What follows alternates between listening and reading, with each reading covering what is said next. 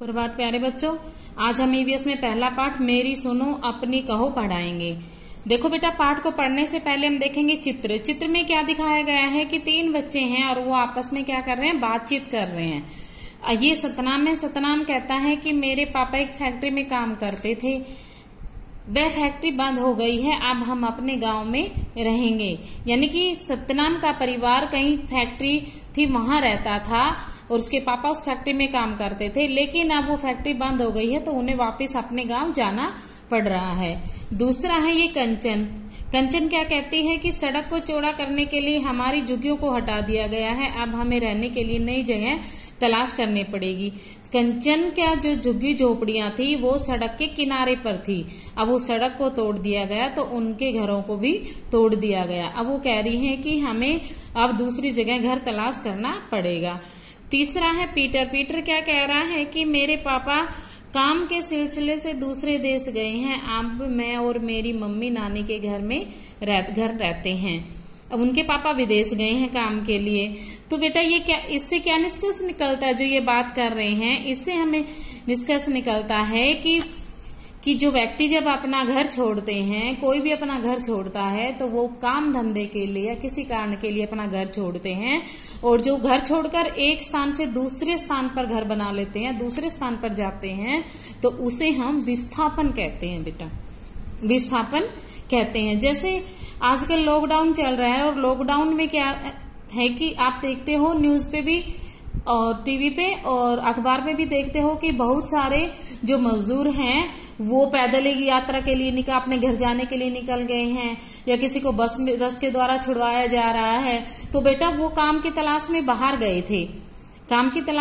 गए थे, लेकिन अब लॉकडाउन हुआ तो उनका वो काम भी बंद हो गया, और जिसके कारण उनके सामने खाने की समस्या पैदा हो गई।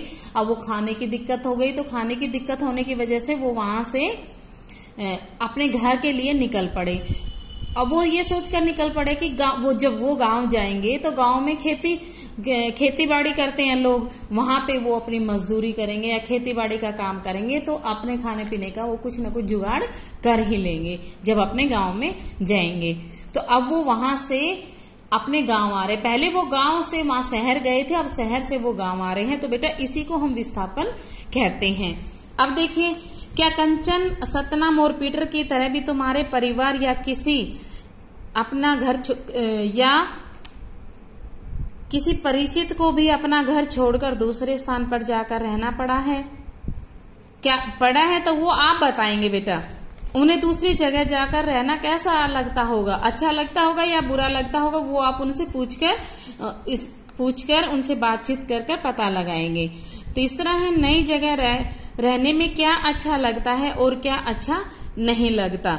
अब ये अनुभव आप उन्हीं से ही पूछ सकते हो, उनसे पूछकर भी साझा कर सकते हो, उनसे पूछकर भी पता कर सकते हो लोगों को किन किन कारणों से अपना घर छोड़कर दूसरे स्थान पर जाना पड़ता है। इन सब के आंसर मैं आपको लिखकर भेज दूंगी, आप सभी इनको याद करेंगे और लिखेंगे। देखिए लोगों को किन किन कारण तो यहाँ देखो, एक तो ये फैक्ट्री में काम करते थे इसके पापा, तो काम की तलाश में गए। दूसरा, सड़क पे झुग्गी झोपड़ियों के तोड़ दी गई तो उसके कारण इन्हें जगह बदलनी पड़ी, और इसके पापा काम के सिलसिले से विदेश गए थे। तो और घर छोड़ने के बहुत से कारण हो सकते हैं, जैसे किसी को नौकरी के लिए जाना होता है, दूसरा किसी का तबादले का, कोई प्राकृतिक आपदा आ जाती है तो उसके कारण भी, जैसे बाढ़ आ जाती है, अकाल पड़ जाता है, खाने पीने की समस्या होती है, तो वो दूसरी जगह पर लोग चले जाते हैं काम धंधा छोड़ने के लिए, और इसी को हम विस्थापन कहते हैं।